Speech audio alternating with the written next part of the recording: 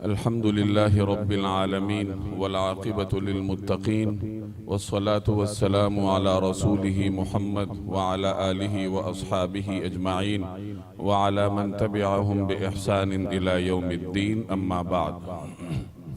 بزرگان محترم اور میرے عزیز دوستوں اور بھائیوں، گزشتہ 2 جمعوں میں غزوہ احد کے کچھ واقعات آپ کے سامنے آ چکے تھے. غزوہ احد میں جب مسلمانوں پر آزمائش آئی، ابتلا کی صورتحال کا سامنا کرنا پڑا، بڑے بڑے عظیم مسلمان اس میں شہید ہوئے، جس میں سید الشہداء حضرت حمزہ رضی اللہ تعالی عنہ جیسے جلیل القدر صحابہ بھی شامل تھے. ان تمام نقصانات کے بعد جنگ کے اختتام پر مسلمانوں نے احد کے دامن میں پناہ لی. تو اس موقع پر جب مسلمان احد کی گھاٹی میں موجود تھے تو احد پہاڑ کے سرے پر ابو سفیان نمودار ہوا، جو مشرکین کا سردار تھا، سپہ سالار تھا اس وقت. اس نے احد پہاڑ کی چوٹی سے نیچے موجود مسلمانوں کو آواز دی اور کہا افیکم محمد صلی اللہ علیہ وسلم. یعنی وہ اس خوش گمانی میں تھا کہ شاید ہم نے مسلمانوں کے اکابرین کو جانی نقصان پہنچا دیا ہے، اب مسلمان بغیر کسی بڑے کے ہیں. تو اس نے اپنے اسی خیال کے تحت آواز دی افیکم محمد صلی اللہ علیہ وسلم کہ کیا تم میں محمد صلی اللہ علیہ وسلم موجود ہیں؟ تو رسول اللہ صلی اللہ علیہ وسلم تشریف فرما تھے. آپ نے صحابہ کو منع کیا کہ اس کو جواب نہ دو.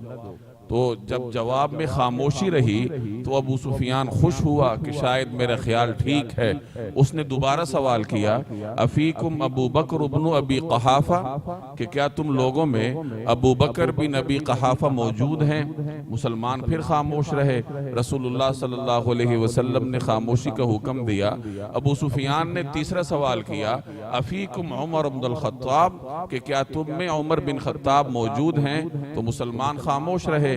نبی کریم صلی اللہ علیہ وسلم کے حکم کی وجہ سے تو ابو سفیان خوش ہوا کہ شاید ہم نے مسلمانوں کے بڑوں کو ختم کرنے میں ہم کامیاب رہے ہیں. حضرت عمر رضی اللہ تعالی عنہ سے رہا نہ گیا اور وہ بول پڑے کہ او اللہ کے دشمن، جن 3 شخصیات کے تم نے نام لیے ہیں یہ الحمدللہ بخیر و عافیت موجود ہیں. اس پہ ابو سفیان نے پھر نعرہ لگایا اعلو حبل. حبل ان کے بتوں میں سے ایک بڑا بت تھا اور اس نے گویا اس کے زندہ باد کا نعرہ لگایا کہ حبل زندہ باد.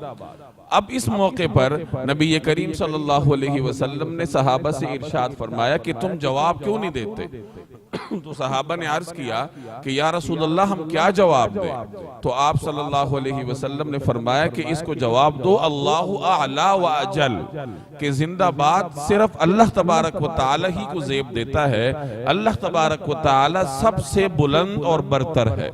اس پر ابو سفیان نے اپنا اگلا نعرہ لگایا کہ لنا عزا ولا عزا لکم، کہ ہمارے پاس عزا ہے، ہمیں اس کی مدد حاصل ہے. عزا بھی ان کا ایک بت تھا. تو وہ کہنے لگا کہ ہمارے پاس عزا ہے، ہمیں اس کی مدد اور تائید حاصل ہے، ولا عزا لکم، اور تمہارے پاس کوئی عزا نہیں ہے. تو آپ صلی اللہ علیہ وسلم نے پھر صحابہ سے ارشاد فرمایا کہ تم اس کو جواب کیوں نہیں دیتے؟ صحابہ نے عرض کیا یا رسول اللہ ہم کیا جواب دیں؟ تو آپ صلی اللہ علیہ وسلم نے فرمایا کہ اس کو جواب دو کہ اللہ مولانا ولا مولا لکم، کہ اللہ جل جلالہ ہمارا مولا ہے، ہمارا کارساز ہے، اور تم اللہ جل جلالہ کے مدد، تائید اور نصرت سے محروم ہو. اللہ تبارک و تعالی کی تم عبادت جو نہیں کرتے. اس موقع پر ابو سفیان نے مسلمانوں کو مخاطب کر کے کہا کہ بدر کی لڑائی میں تمہارا پلڑا بھاری تھا، اب احد میں ہمارا پلڑا بھاری رہا. آئندہ سال ہم ایک فیصلہ کن جنگ لڑیں گے بدر کے مقام پر. یہ اس نے مسلمانوں کو چیلنج دیا تیسری بڑی لڑائی کا کہ آئندہ اگلے سال ہم بدر ہی کے مقام پر ایک تیسری اور فیصلہ کن جنگ لڑیں گے، اور اس میں جو فریق کامیاب ہوگا تو اس کے حق میں مکمل کامیابی آ جائے گی. مسلمانوں نے اس کا یہ چیلنج قبول کیا. اب احد میں جب مسلمانوں کو نقصانات پہنچے تو یہ مسلمانوں کے لیے بحیثیت قوم تھوڑا مشکل مرحلہ تھا، کیونکہ انسان اپنی تاریخ کے قدیم دور ہی سے بالادست قوت کی طاقت کو تسلیم کرتا آیا ہے۔ آج بھی ایسا ہی ہوتا ہے کہ دنیا میں جو قوم طاقتور ہوتی ہے، مغلوب اقوام اس کی بالادستی کو تسلیم کرتی ہیں۔ اس زمانے میں عربوں میں جنگجویانہ رویہ تھا، جنگجو اقوام تھے، تو جو قوم جنگ میں ماہر سمجھی جاتی، جو فتوحات حاصل کرتی، تو ارد گرد کے لوگ پورے عرب والے اس کے روب کو تسلیم کر لیا کرتے۔ نبی کریم صلی اللہ علیہ وسلم بدر کے موقع پر قافلے کی تلاش میں صحابہ کے ساتھ نکلے تھے، اور جب آپ علیہ السلام کو معلوم ہوا کہ قریش کا لشکر بڑا آ رہا ہے، اب اس موقع پر رسول اللہ صلی اللہ علیہ وسلم نے قریش کے لشکر سے مقابلہ کرنے کا فیصلہ کیا، باوجود یہ کہ مسلمان بے سر و سامانی کی حالت میں تھے۔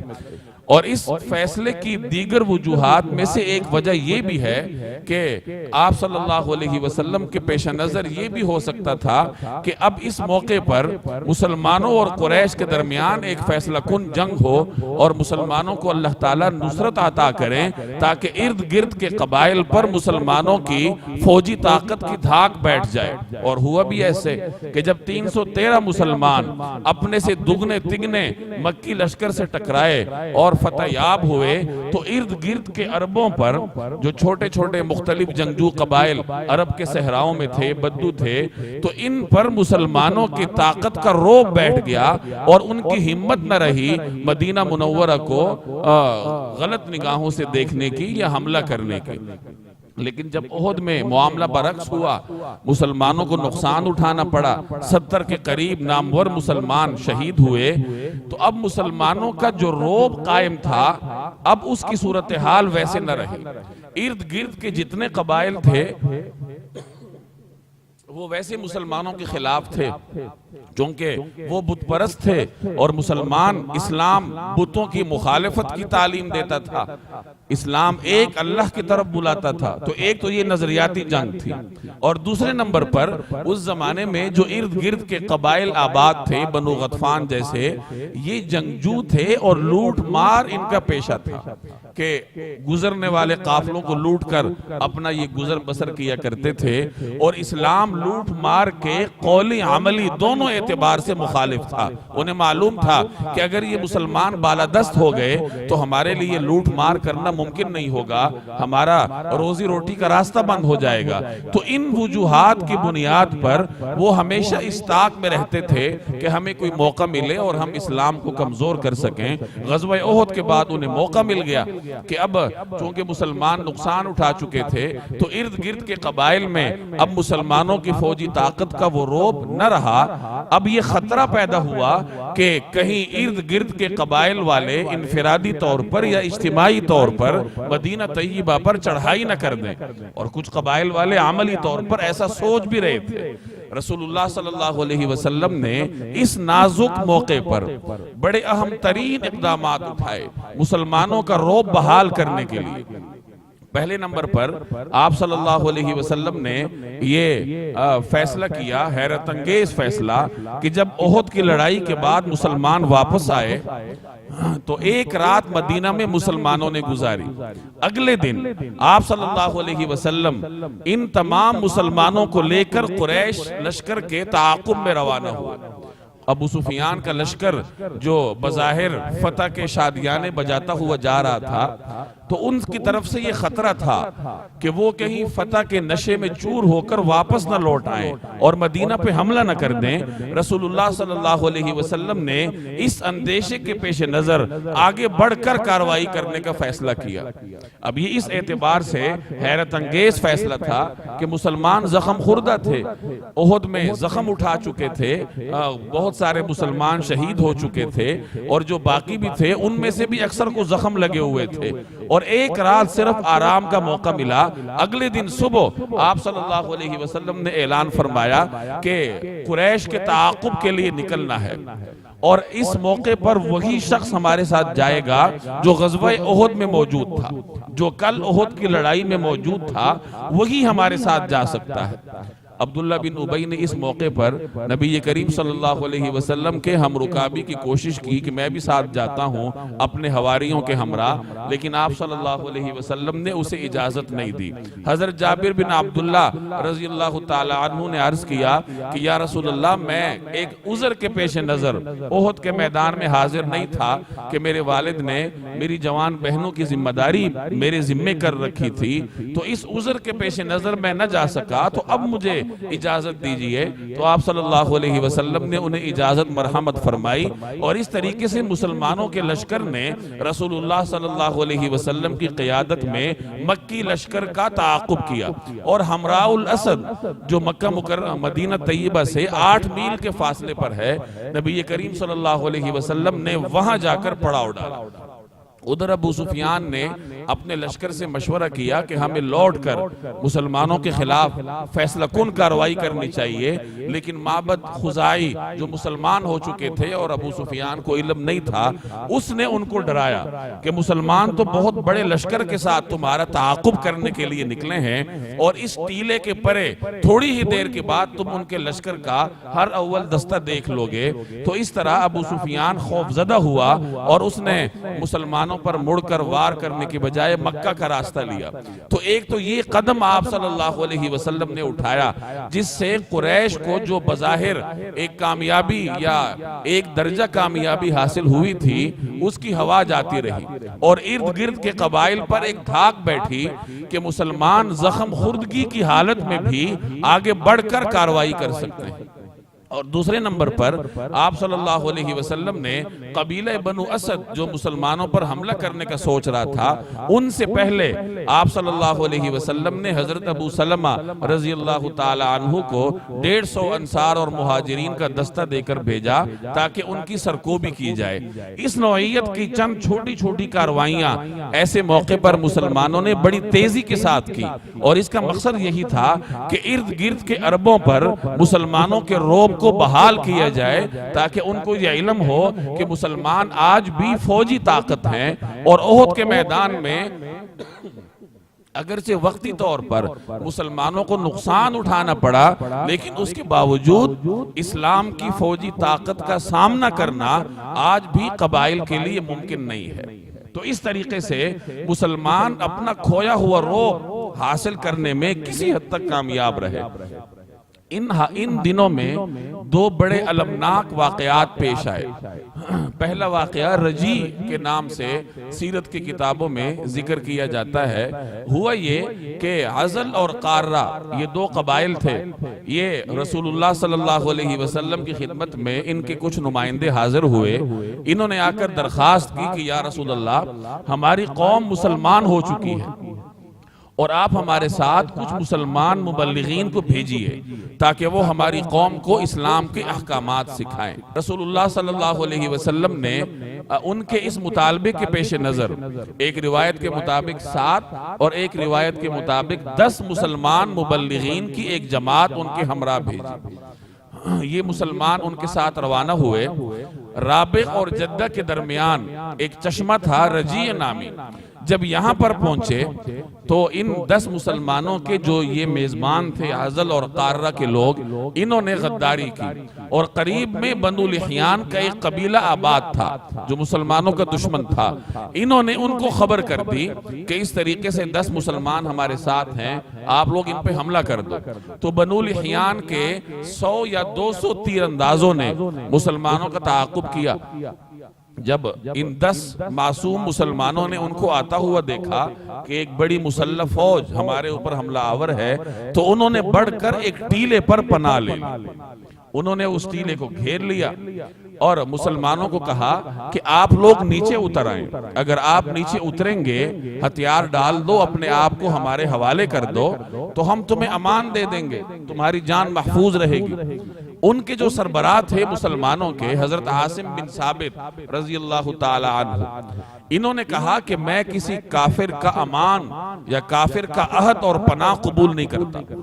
چنانچہ انہوں نے مقابلہ کرنے کی کوشش کی تو ان مشرکین نے تیروں کی بوچھاڑ کر دی، اور حضرت عاصم رضی اللہ تعالی عنہ اپنے 7 ساتھیوں کے ساتھ موقع پر شہید ہو گئے۔ 3 صحابہ رہ گئے، انہوں نے مشرکین کے امان پر اعتماد کیا اور نیچے اتر آئے۔ جیسے ہی اترے تو ان مشرکین نے بدعہدی کرتے ہوئے ان کو باندھنا شروع کیا۔ تو جو تیسرے صحابی تھے انہوں نے کہا کہ یہ تمہاری غداری کا پہلا ثبوت ہے، اور جانے سے انکار کیا، تو مشرکین نے ان کو بھی شہید کر دیا۔ اب 2 صحابہ رہ گئے تھے، حضرت خبیب رضی اللہ تعالی عنہ اور حضرت زید بن دسنہ رضی اللہ تعالی عنہ۔ بنو لحیان نے ان کو گرفتار کیا اور ان کو مکہ جا کر بیچ دیا، چونکہ ان حضرات نے بدر کے موقع پر مشرکین کے بڑے بڑے سرداروں کو قتل کیا تھا، اور مشرکین ان سے بدلہ لینا چاہتے تھے۔ بنو لحیان والے اس سے واقف تھے کہ ان کے بدلے مشرکین مکہ ہمیں پیسے دیں گے، تو انہوں نے مکہ جا کر ان کو فروخت کیا۔ حضرت خبیب رضی اللہ تعالی عنہ نے حارث نامی ایک مشرک سردار کو غزوہ بدر میں قتل کیا تھا، تو اس کے بیٹوں نے، عقبہ بن حارث نے ان کو خرید لیا کہ ہم اپنے باپ کا بدلہ ان سے لیں گے، اور حضرت زید بن دسنہ رضی اللہ تعالی عنہ کو صفوان بن امیہ نے اپنے باپ امیہ بن خلف کے بدلے میں قتل کرنے کے لیے خرید لیا۔ اب حضرت خبیب رضی اللہ تعالی عنہ کی شہادت کا واقعہ بڑا المناک ہے۔ یہ حارث کے گھر، عقبہ بن حارث کے گھر میں تھے، اور بعض روایات میں آتا ہے کہ ان کو اللہ نے غیب سے رزق بھی پہنچایا کہ ان کے ہاتھ میں انگور کے خوشے تھے، حالانکہ اس وقت مکہ میں انگور دستیاب نہیں تھی۔ غیب سے اللہ جل جلالہ نے ان کو رزق پہنچایا، اور ایک موقع پر جب ان کے ہاتھ میں پھل اور ایک چھری تھی، تو حارث کی نواسی یعنی اسی گھر کی ایک بچی ان کے قریب چلی گئی۔ جب اس کی ماں نے دیکھا تو وہ دنگ رہ گئی، اس کا دل دہل گیا کہ ان کے ہاتھ میں تو چھری ہے، کہیں میری بچی کو مار نہ دے۔ تو حضرت خبیب نے اس کے خوف کو محسوس کیا اور فرمایا کہ چھوٹی بچیوں پر مسلمان کہاں ہاتھ اٹھاتا ہے، یہ تمہاری بچی محفوظ ہی رہے گی۔ چنانچہ دن کے وقت میں قریش ان کو لے گئے مکہ سے، حدود حرم سے باہر تنعیم کے مقام پر، اور وہاں سولی ان کے لیے تیار کی۔ ان کو سولی پہ لٹکانے کی کوشش کی انہوں نے، تو انہوں نے ان سے مہلت طلب کی کہ مجھے 2 رکعت نفل پڑھنے کی اجازت دو۔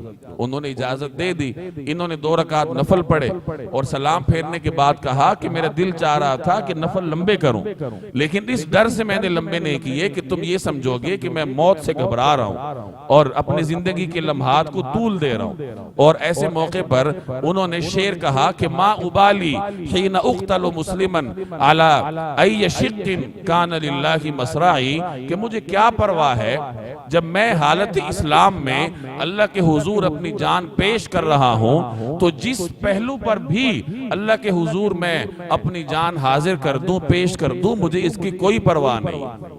جب ان کو سولی پر چڑھایا گیا تو چند لمحات پہلے ابو سفیان نے ان سے کہا کہ خبیب کیا تم یہ گوارا کرو گے کہ تم اپنے گھر میں آرام سے بیٹھے رہو اور تمہاری جگہ نعوذ باللہ محمد صلی اللہ علیہ وسلم کو یہ اذیت اور تکلیف دی جائے، تو کیا تمہیں یہ گوارا ہے؟ تو حضرت خبیب نے تڑپ کر کہا کہ مجھے تو یہ بھی گوارا نہیں کہ جناب رسول اللہ صلی اللہ علیہ وسلم کے مبارک پاؤں کے تلوے پر کوئی کانٹا بھی چبھے، مجھے تو وہ بھی گوارا نہیں ہے۔ یہ ان کا عشق نبوی تھا کہ عین موت کو اپنے سامنے دیکھ کر بھی، ایک اذیتناک موت کا سامنا کرتے ہوئے رسول اللہ صلی اللہ علیہ وسلم کا عشق ان کے سینے میں ٹھاٹھے مار رہا تھا۔ چنانچہ اس کے بعد کفار نے انہیں سولی پر لٹکا دیا، ان کی شہادت واقع ہوئی، اور انہوں نے ان کی ناش کو اتارنے نہیں دیا۔ یہ ان کا طریقہ کار تھا بدلہ لینے کا۔ تو حضرت عمر بن امیہ غمری رضی اللہ تعالی عنہ ایک صحابی ہیں، انہوں نے رات کے اندھیرے میں خفیہ کاروائی کر کے ان کی ناش مبارک کو اتارا اور لے جا کر اس کی تدفین کر دی۔ تو اس طریقے سے واقع رجی میں جو صحابہ میدان میں شہید ہوئے تھے 7، وہ تو الگ رہے، 8واں بھی شہید ہو چکا تھا، اور 9ویں کو مشرکین مکہ نے اس طرح شہید کیا۔ 10ویں جو صحابی تھے حضرت زید بن دسنہ رضی اللہ تعالی عنہ، انہیں صفوان بن امیہ نے اپنے باپ کے بدلے میں شہید کیا۔ تو اس طرح ان 10 معصوم صحابہ کرام نے اللہ کے راستے میں اپنی جانیں نچھاور کی، حالانکہ یہ مبلغین بن کر جا رہے تھے۔ دشمن نے دھوکہ دیا تھا کہ ہمارے علاقے میں تبلیغ کرے آ کے اور ہمارے لوگوں کو اسلام سکھائیں۔ ایک تو یہ المناک واقعہ غزوہ احد کے کچھ ہی دنوں کے بعد پیش آیا، دوسرے نمبر پر اس سے بھی بڑھ کر ایک دردناک واقعے کا سامنا مسلمانوں کو کرنا پڑا جو بیر معونہ کے واقعے کے نام سے سیرت کی کتابوں میں موجود ہے۔ اس کی خلاصہ اس کا یہ ہے کہ ایک کلابی سردار تھا ابو برا، ملاعب الاسنہ کے نام سے معروف تھا، نیزوں سے کھیلنے والا۔ یہ رسول اللہ صلی اللہ علیہ وسلم کی خدمت میں حاضر ہوا اور اس نے درخواست کی کہ یا رسول اللہ میرے علاقے نجد میں آپ اپنے کچھ مبلغین روانہ کیجئے تاکہ وہ نجد کے علاقے میں جا کر میری قوم کو اسلام کی دعوت دے۔ نبی کریم صلی اللہ علیہ وسلم نے اس سے فرمایا کہ مجھے نجد کے لوگوں سے اپنے صحابہ پر خوف ہے کہ وہ میرے صحابہ کے ساتھ غداری کریں گے، دھوکہ کریں گے، کیونکہ اس علاقے کا ایک سردار تھا عامر بن طفیل۔ اس نے کچھ عرصہ پہلے رسول اللہ صلی اللہ علیہ وسلم سے یہ مطالبہ کیا تھا کہ دیہات کے سربراہ آپ ہوں گے اور شہروں کا کنٹرول میرے پاس ہوگا، اس طرح ہم تقسیم کر لیتے ہیں۔ لیکن ظاہر ہے کہ یہ مطالبہ کہاں منظور ہونے والا تھا، تو اس نے پھر دھمکی دی کہ اگر آپ ایسا نہیں کریں گے تو میں نجد کے ارد گرد کے قبائل کو لے کر مدینہ پر چڑھائی کر دوں گا۔ تو یہ خطرہ موجود تھا اور اسی کی طرف آپ نے اشارہ کیا کہ مجھے نجد کے لوگوں سے اپنے صحابہ کے بارے میں خطرہ ہے، تشویش ہے۔